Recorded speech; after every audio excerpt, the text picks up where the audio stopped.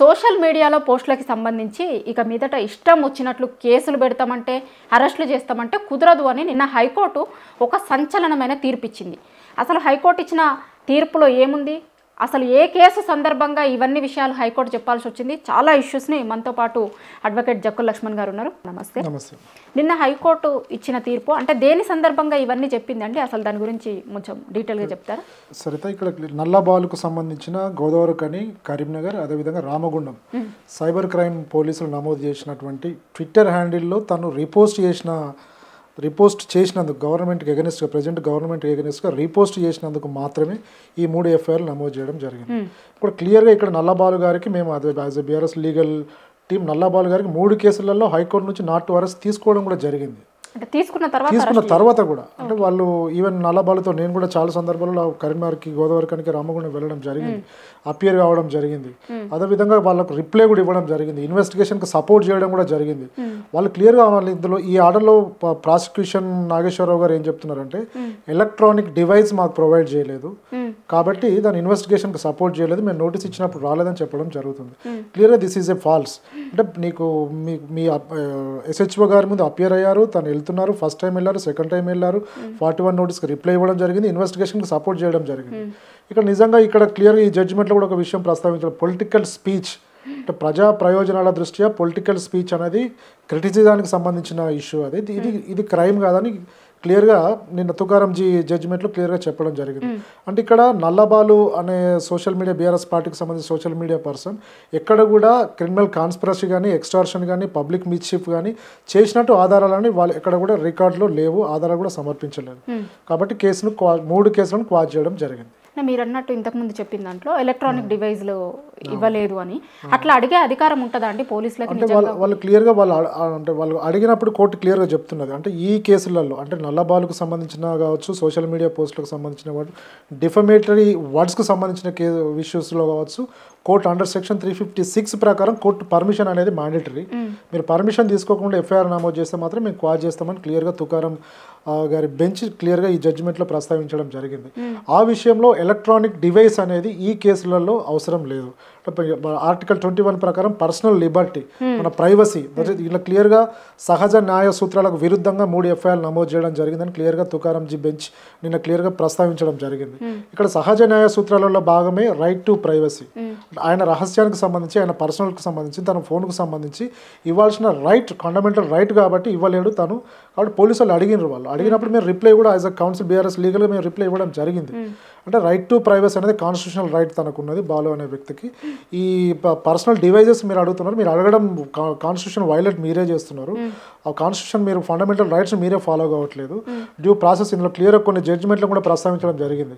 Arunesh Kumar judgement, Senthil Kumar judgement, లలిత కుమార్ జడ్జిమెంట్లు మీరు follow కావట్లేదని మేము క్లియర్గా వాళ్ళకి ఇచ్చిన రిప్లైలో కూడా ప్రస్తావించడం జరిగింది. అయినా వాళ్ళు ఇల్లీగల్గా అరెస్ట్ చేయడం, తను చాలా దాదాపు 30-40 డేస్ జైల్లో నిర్బంధించడం జరిగింది. అంటే ఈ కేసు తోటి అంటే ఇలాంటి సోషల్ మీడియా పోస్టులలో political criticism is a fundamental right అని క్లియర్గా తుకారంజీ బెంచ్ క్లియర్గా ఇందులో చెప్పడం జరిగింది.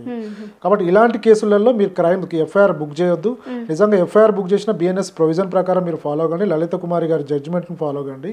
ప్రాపర్ ఎంక్వైరీ లేకుండా, ప్రాపర్ కోర్టు పర్మిషన్ లేకుండా, అట్లీస్ట్ పబ్లిక్ ప్రాసిక్యూటర్ యొక్క అనుమతి కూడా మీరు తీసుకోవాల్సి వస్తుంది. అలాంటి ఏం లేకుండా మీరు ఎఫ్ఐఆర్ నమోదు చేస్తే మాత్రం అది ఫండమెంటల్ రైట్స్ని వైలేట్ చేసినట్టు అవుతుంది. ఇంకోటి వీళ్ళు పొలిటికల్ క్రిటిసిజం అనేది ప్రజా ప్రయోజనాల దృష్ట్యా చేస్తారు కాబట్టి that is not a crime అని క్లియర్గా చెప్పడం జరిగింది.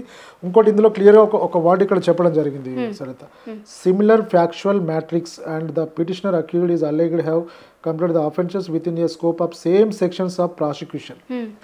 అంటే డిఫరెంట్ పోలీస్ స్టేషన్లలో డిఫరెంట్ కంప్లైంట్ ఇచ్చినప్పటికీ సేమ్ సెక్షన్స్ ఉన్నప్పటికీ ఒక పోస్ట్కు సంబంధించి రిపోర్ట్స్కి సంబంధించిన ఇష్యూ కాబట్టి దీంట్లో మేము క్వాష్ చేస్తున్నామని తుకారంజీ బెంచ్ చెప్పడం జరిగింది. అంటే ఈ మధ్య మనం చూస్తున్న చాలా సోషల్ మీడియాకి సంబంధించిన కేసులు పడ్డప్పుడు చాలా మంది సోషల్ మీడియా మీద కేసులు ఎదుర్కొంటున్నప్పుడు వాళ్ళు చెప్తున్న ప్రైమరీ ఏంటి అంటే వాళ్ళ ఇంటికి పోలీసు వాళ్ళు వచ్చినప్పుడు ఫస్ట్ అడిగేది మీ ఫోన్లు ఇవ్వండి అని ఫోన్లను తీసుకునే ప్రయత్నం చేస్తున్నారని ప్రతి ఒక్కరి దగ్గర నుంచి ఈ మాట మనం వింటున్నాం.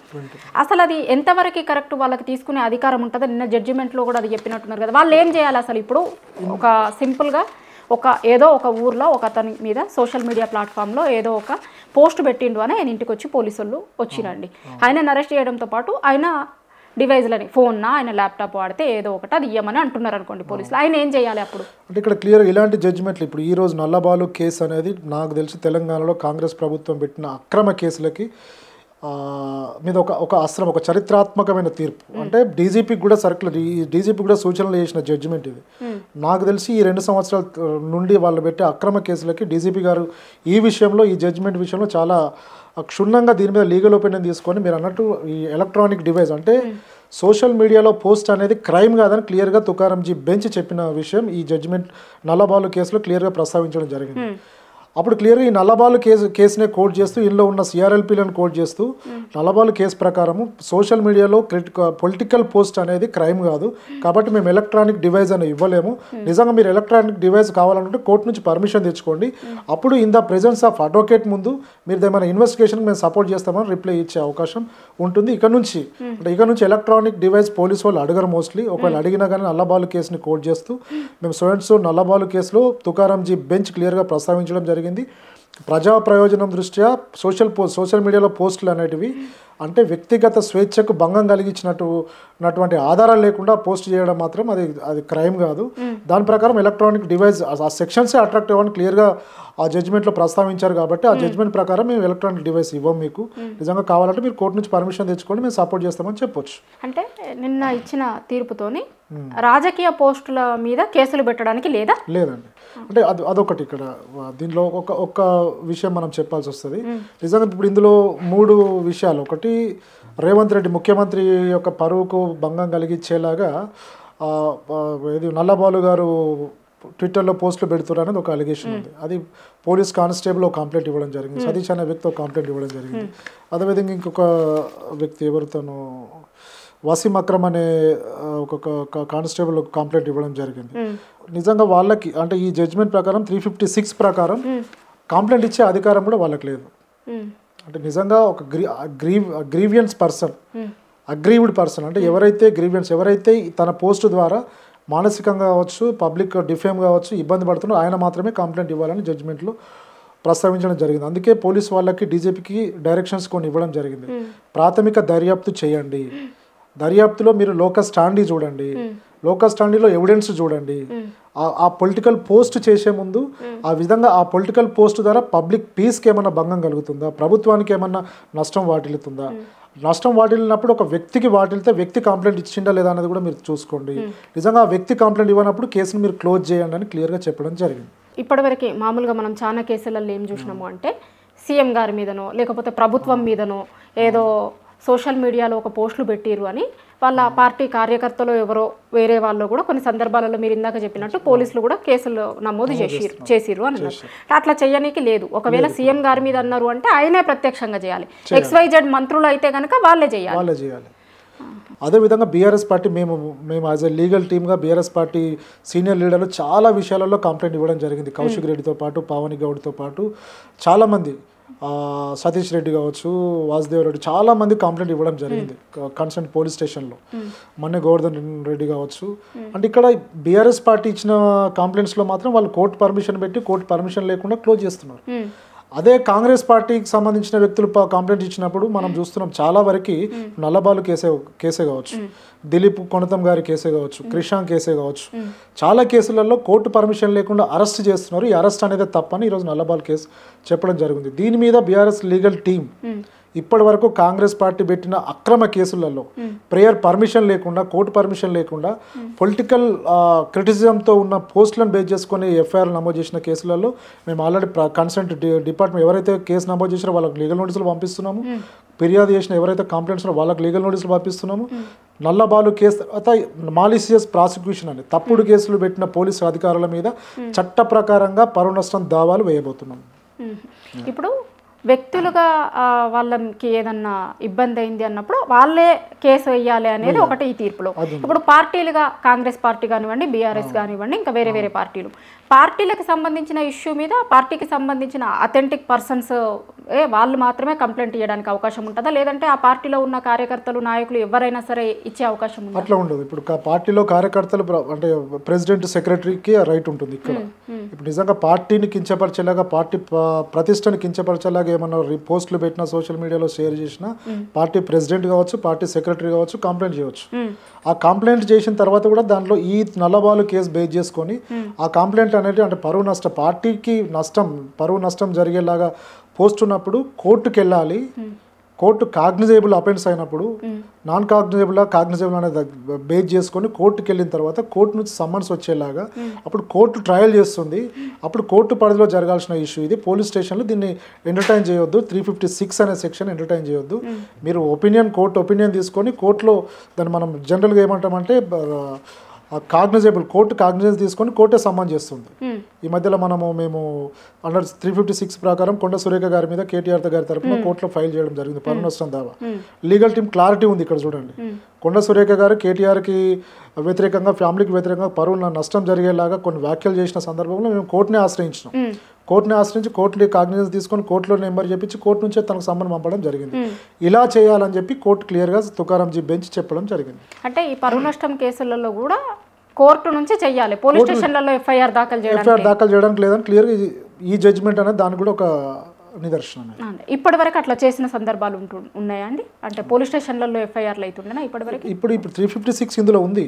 ఆ 356 అనేది 356 క్లియర్ ఏం చెప్తే పరువుకు నష్టం కలిగించే విధంగా పోస్ట్ పెట్టినప్పుడు ఇలాంటి కేసులు పెట్టొద్దని క్లియర్గా చెప్పడం జరిగింది ఈ తీర్పులో. మీరు చాలా ఏండ్ల నుంచి ప్రాక్టీస్ చేస్తూ ఉండొచ్చు కదా, ఈ తీర్పును ఎట్లా చూస్తారు మీరు? అంటే క్లియర్గా మేము ఇందులో మా రమణారావు గారు బీఆర్ఎస్ లీగల్ టీం కొన్ని కేసులను ప్రస్తావించడం జరిగింది. ఆ కేసుల గురించి ఒక్క విషయం చెప్పాలి.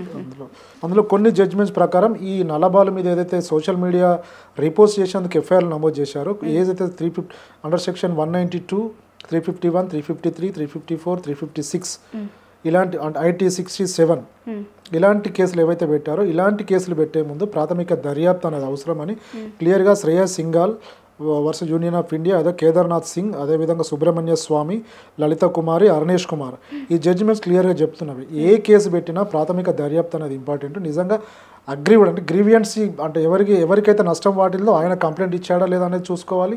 దర్యాప్తులో ఎవిడెన్స్ అనేది కలెక్ట్ చేయాలి, ప్రిలిమినరీ ఎంక్వైరీ చేయాలి, సాక్షులను విచారించాలి, డాక్యుమెంట్స్ కలెక్ట్ చేయాలి. నిజంగా పోస్ట్ చేసింది నల్లబాల లేదంటే వేరే పర్సన్ ఫ్యాబ్రికేట్ చేసిన అవన్నీ చూడాల్సిన అవసరం ఉంది.